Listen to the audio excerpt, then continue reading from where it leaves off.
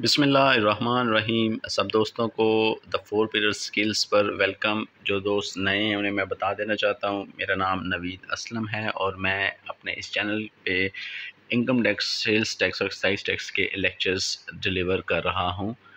दोस्तों, आज हम जो पढ़ने जा रहे हैं वो है section 65 miscellaneous provisions relating to tax credit. बहुत अहम सेक्शन है, बहुत लेंथी और बहुत मुश्किल भी है। इस सेक्शन को पढ़ने के लिए आपको चंद एक सेक्शन को रिवाइज़ करना बहुत ज़रूरी है, इसलिए मैंने आपके सामने ये एक चार्ट बना दिया है। इसमें आपको सेक्शन 61, 62 और 63, 64 को आपको ज़ुबानी आना चाहिए, उसके बारे में आपको इल्म होना चाहिए। सेक्शन 61 जो है वो चैरिटेबल डोनेशंस को डील करता है कि किस तरह से उसमें टैक्स क्रेडिट लिया जाएगा। 62 जो है वो शेयर्स और इंश्योरेंस को डील करता है कि अगर आप उसमें इन्वेस्टमेंट कर रहे हैं तो आपको टैक्स क्रेडिट कैसे मिलेगा। 63 पेंशन फ़ंड को करता है कि अगर आप किसी भी पेंशन वाले फ़ंड में इन्वेस्टमेंट करते हैं तो आपको टैक्स क्रेडिट कैसे मिलेगा। सेक्शन 64 जो है वो मैन्युफैक्चरिंग के रिलेटेड है कि अगर आप न्यू एम्प्लॉयमेंट जनरेट करते हैं और आप मैन्युफैक्चरर हैं तो आपको कैसे टैक्स क्रेडिट मिलेगा। ये इन चारों सेक्शन के बारे में दोस्तों आपको पढ़ना बहुत ज़रूरी है और इन तमाम सेक्शंस की मैं वीडियोस अपलोड कर चुका हूं। अगर आप मेरे चैनल पे सर्च करते हैं, इनकी सेपरेट प्ले लिस्ट मौजूद है, तो ये तमाम सेक्शंस आपको वीडियोस इनकी मिल जाएंगी। तो दोस्तों, इसमें जो 61, 2, 3 और 4 जो सेक्शन हैं, इसमें जो फार्मूला यूज़ हुआ है ए डिवाइडेड बाय इंटू सी का फार्मूला है। उसमें जो हमने उसमें पढ़ा था कि ए जो है वो टैक्स टोटल जो उसकी टैक्स अमाउंट है जिसमें कि अभी किसी भी किस्म का अलाउंस शामिल नहीं है पूरे साल का, वो ए होता है। इसी तरह जो इसका कंपोनेंट बी है, जो कि राइट साइड पे आप देख सकते हैं, वो टैक्सेबल इनकम है उसकी, कि उसकी टोटल उस साल की जो टैक्सेबल इनकम है वो कितनी है। इसमें दोस्तों अब क्योंकि इस जो सेक्शन 65 है इसमें हम सेक्शन 92 का भी पढ़ेंगे। सेक्शन 92 का सब सेक्शन 1 जो है वो एओपी की टैक्सेशन के बारे में है कि जी जो एओपी है उसकी जो टैक्सेशन है वो बिल्कुल मुख्तलिफ होगी तमाम दूसरे जो हेड ऑफ़ इनकम है उनसे, और उसके जो मेंबर्स हैं उनकी भी जो टैक्सेशन है वो भी डिफरेंट होगी। इसके अलावा दोस्तों हम लोग इस सेक्शन में सेक्शन 4 का ज़िक्र भी आएगा, तो उसको भी मैं आपको थोड़ा सा बता देना चाहता हूँ कि सेक्शन 4 जो है वो टैक्स है उन टैक्सेबल इनकम के, जो भी टैक्सेबल इनकम है उस पर टैक्स कैसे लगेगा उसकी इस सेक्शन में एक तरतीब बताई गई है, एक सिनेरियो बताया गया है कि आपने इसी तरतीब से ही चलना है। अगर आप लोग टैक्सेबल इनकम पर टैक्स लगाते हैं तो सबसे पहले किस को आप टैक्स लगाएंगे, फिर किस हेड ऑफ़ इनकम में आप जाएंगे, फिर किस हेड ऑफ़ इनकम में जाएंगे। इसी तरह से आप किस तरह से क्रेडिट जब देना होगा तो पहले किस हेड ऑफ़ इनकम को आप क्रेडिट देंगे, उसके बाद किस हेड ऑफ़ इनकम को आप क्रेडिट देंगे। तो इस सब सेक्शन, ये जो सेक्शन 4 है टैक्स ऑन टैक्सेबल इनकम, इसमें इसके बारे में बताया गया है। इसका जो है सब सेक्शन 3 है। सेक्शन 65 में सब सेक्शन 3 का ज़िक्र है, तो हम लोग ऐसा करते हैं कि पहले सब सेक्शन 3 को पढ़ लेते हैं। बाकी अगर आप इसका सब सेक्शन 1 पढ़ेंगे तो आपको नजर आएगा कि income tax shall be imposed for each tax year at the rate और rate specified in division of part 1 of first casual as the case में be on every person who has taxable income for the year. कि भाई जो भी एक बंदा है उसकी जो टैक्सेबल इनकम है उसके बारे में जो फर्स्ट कैजुअल है उसके बारे में जो रूल्स बता दिए गए हैं, जो रेट्स बता दिए गए हैं, उसके मुताबिक उसको टैक्स लगाया जाएगा। तो ये जो है ये सेक्शन 4 जो है ना इसको डील करता है। क्योंकि हमने इसका सब सेक्शन 3 पढ़ना है इस सेक्शन में, तो हम लोग सब सेक्शन को 3 को पढ़ते हैं कि where a tax payer is allowed more than one tax credit for a tax year, the credit shall be applied in following order. देखिए दोस्तों, एक कोई भी टैक्स पेयर है, अगर उसकी जो टैक्सेबल इनकम है या उसके सोर्स ऑफ इनकम है वो एक से ज़्यादा है, 2 है, 3 है, या जितने भी हैं, या जैसे कि हमने उसको टैक्स क्रेडिट देना है और वो सेक्शन 61, 62, 63, 64 इन तमाम में भी वो सेक्शन में वो ले रहा है, तो उसकी हमने किस तरह से उसको टैक्स क्रेडिट देंगे ये अब हम पढ़ेंगे। तो सबसे पहले तो उसको सेक्शन 103 के मुताबिक जो फॉरेन टैक्स क्रेडिट है वो उसको दिया जाएगा। इसके क्लॉज ए में वो बोल रहा है। फिर बी में वो कहता है कि any tax credit allowed under part 1 of chapter 3 है कि जी जो पार्ट 1 है चैप्टर 3 का, उसके मुताबिक जो उसको टैक्स क्रेडिट मिलेंगे वो उसको मिलेगा। इसके बाद है उसको टैक्स क्रेडिट जो मिलेगा वो 147 का होगा और 168 का होगा। 147 जैसे कि एडवांस टैक्सेशन है। इसके अलावा ये टोटल उसने हमें स्नैरियो बता दिए हैं कि सबसे पहले आप उसको फॉरेन टैक्स क्रेडिट देंगे, उसके बाद पार्ट 10 ऑफ चैप्टर 3 के मुताबिक जो उसका टैक्स क्रेडिट है वो आप उसको देंगे। वही ये पार्ट 3 ऑफ चैप्टर 10 यही है जो कि हम लोग पढ़ रहे हैं अभी, हमारा कंटिन्यू है। जैसे सेक्शन 61, 2, 3, 4 एंड 5 सो ऑन है, ये टैक्स क्रेडिट मिलेंगे। और सबसे आखिर में जो उसको टैक्स क्रेडिट मिलेगा वो होगा 147 और 168 का। ये सेक्शन 4 है।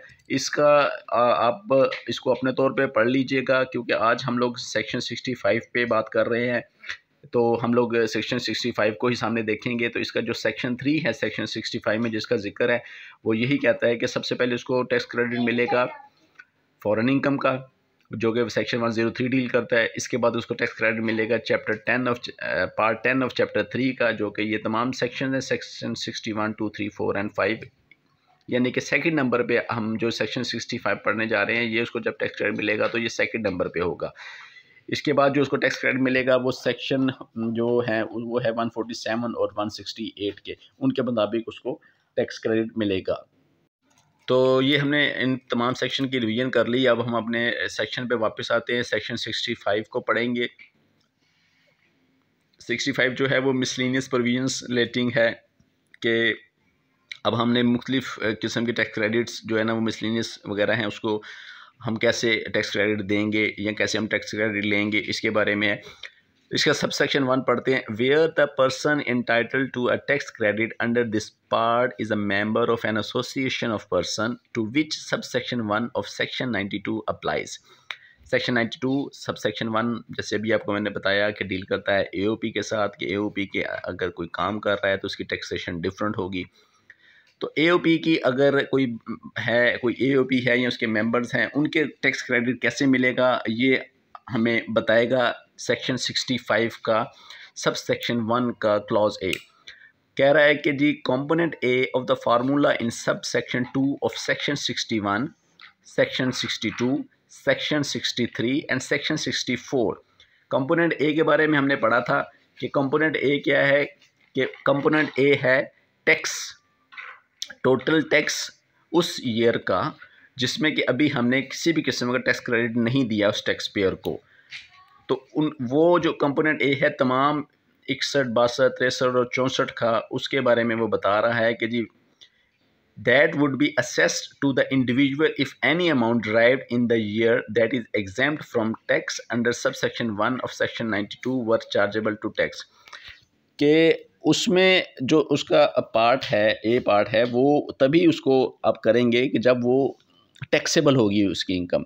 क्योंकि जो AOP है अगर तो वो टैक्स पे कर रही है खुद, तो उसके जो मेंबर्स होंगे वो उनकी जो इनकम है वो एग्जेम्प्ट होगी।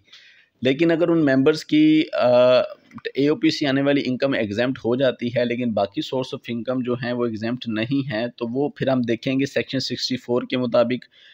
तो फिर जो हमारा कंपोनेंट ए है वो कौन सा होगा, वो उसमें से AOP की इनकम को निकाल दिया जाएगा या जो भी इनकम जो एग्जेम्प्ट है उसको निकाल दिया जाएगा। और हमारा वो कंपोनेंट ए वो होगा कि जो कि प्योरली सिर्फ और सिर्फ डील करेगा उसकी चार्जेबल जो इनकम है उसको। इसी तरह से वो कंपोनेंट बी का बता रहा है कि कंपोनेंट बी जो है इन केस ऑफ सेक्शन 65 या इन केस ऑफ AOP के बी, क्योंकि हमने पढ़ा था कि वो है उसकी जो टोटल इनकम है, जो पूरे साल की टैक्सेबल इनकम है, वो उसको डील करता है।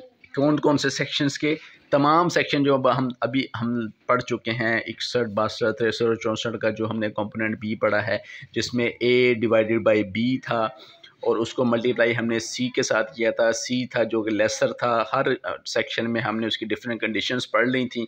तो B यहाँ पे क्या है, B उसका जो एग्जेम्प्ट इनकम है उसमें से निकालने के बाद जो बचता है B वो है।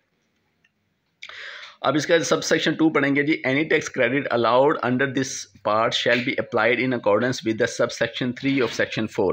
कि जी इस सेक्शन के अंडर जो भी टैक्स क्रेडिट मिलेगा वो किसके मुताबिक होगा, वो सब सेक्शन 3 और सेक्शन 4 के मुताबिक होगा। 4 के बारे में अभी मैंने जैसे आपको बताया कि 4 क्या है, टैक्स ऑन टैक्सेबल इनकम है।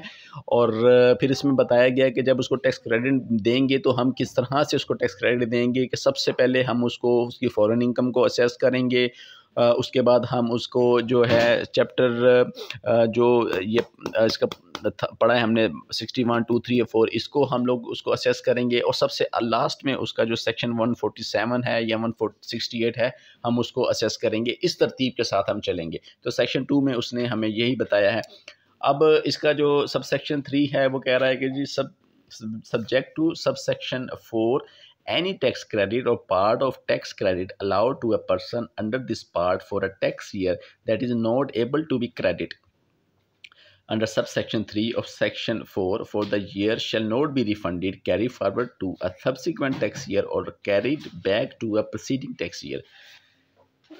ये इसमें मैं आपको बताता हूँ कि जब हम इस तरतीब से चलेंगे कि उसको हम टैक्स क्रेडिट देंगे, सबसे पहले उसकी फ़ॉरेन इनकम पे जाएंगे, उसके बाद हम उसके ये 61, 62 को देंगे, उसके बाद हम उसके 147 या 48 को देंगे। तो अगर इस तरह करने से उसका कुछ रह जाता है टैक्स क्रेडिट, उसको जो नहीं हो पाता, तो वो उसको रिफ़ंड नहीं होगा।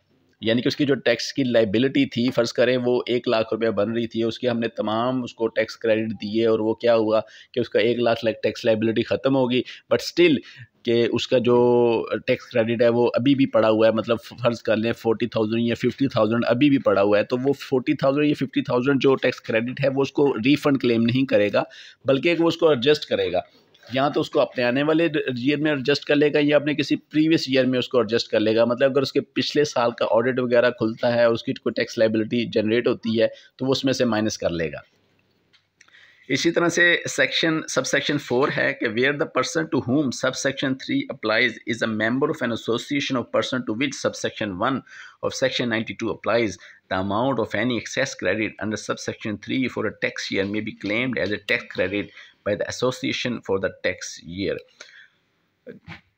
इसका जो 92 में हमने पढ़ा है कि जी एओपी के बारे में टैक्सेशन वो बता रहा है कि उसकी टैक्सेशन कैसी होगी जी, वो हर लिहाज से डिफरेंट होगी। और दूसरी बात ये उसमें बताई गई है कि अगर कोई भी एओपी है जो कि अपनी जो इनकम है उस पर वो टैक्स कटवा रही है और वो टैक्स पे कर रही है, तो उसकी जो इनकम उसके मेंबर्स पे जाएगी। या जो शुरू में मैंने चार्ट दिया था इसी वीडियो के, उस चार्ट को अगर आप देखेंगे तो वहाँ पे मैंने बताया है कि जो एओपी है ना, इसकी 2 तरह की इनकम अगर होगी कि एक तो टैक्सेबल इनकम है और एक नॉन टैक्सेबल इनकम होगी। अगर तो वो टैक्सेबल है और वो टैक्स पे कर रही है तो उसके जो मेंबर्स हैं वो टैक्स पे नहीं करेंगे, उनकी जो इनकम है वो एग्जेम्प्ट हो जाएगी। और अगर वो टैक्स नहीं पे करी है तो उसके मेंबर्स को डेफिनेटली जो है वो टैक्स पे करना पड़ेगा। अब क्या है कि जी अब इस तरह की सूरत में अगर वो एओपी अपने मेंबर्स वगैरह को टैक्सेबल या ऑलरेडी टैक्स्ड इनकम दे रही है, तो इसका मतलब है कि उनको जो टैक्स क्रेडिट मिलेगा वो उसमें से आप उसकी जो सिर्फ टैक्सेबल इनकम है अब उसको माइनस करेंगे। जो टैक्सेबल हो चुकी है या जिसमें से टैक्स कट गया है उसको आप उसके टैक्स क्रेडिट में शामिल नहीं करेंगे, उसको आप डिफरेंट तौर पे या अलहदा से उसको उसकी जो डिस्पोजल होगी उसको देखा जाएगा। सबसेक्शन 5 में है subsection 4 applies only where the member and the association agree in writing for the subsection 2 apply and such agreement in writing must be furnished with association return income for that year. बाकी ये कि अगर उसके members और association जो person है वो किसी चीज़ पे मुत्तफ़िका तौर पे करते हैं कि जी वो इस तरह से टैक्सेशन करवाना चाहते हैं कि एओपी टैक्स पे नहीं करेगी, उसके मेंबर्स टैक्स पे करेंगे, तो वो रिटर्न में उसको ले आते हैं, उसको प्रेजेंट कर देते हैं कॉम्पिटेंट अथॉरिटी को, और फिर इस तरह से उनको उनकी जो ट्रीटमेंट है वो इसी लिहाज से ही की जाती है। सबसेक्शन 6 में कह रहा है where the person is entitled to a tax credit under section 65B D E provision clause D section 2 section 169 clause D of the subsection. अगर कोई भी टैक्स पेयर है कि जिसकी इनकम जो है या वो टैक्स क्रेडिट ले रहा है 65 के जो अगले पार्ट हम पढ़ने वाले हैं B C D या E में, तो फिर उसको इस पार्ट के मुताबिक उसको टैक्स क्रेडिट नहीं मिलेगा। यानी कि वो जो आगे वाले हम सेक्शंस पढ़ेंगे वो इसको ओवरकम कर लेंगे, इसके ऊपर वो पहले उनका हक है कि वो उस तरीके से उनको टैक्स क्रेडिट दिया जाए, ना कि ये जो हमने करंट सेक्शन पढ़ा है इसके मुताबिक उनको टैक्स क्रेडिट मिलेगा। ये दोस्तों था सेक्शन 65। उम्मीद करता हूँ आप लोगों को पसंद आया होगा। वीडियो को लाइक ज़रूर कीजिएगा और अपने दोस्तों के साथ शेयर करें। दुआ में याद रखिएगा जी। अल्लाह हाफिज़।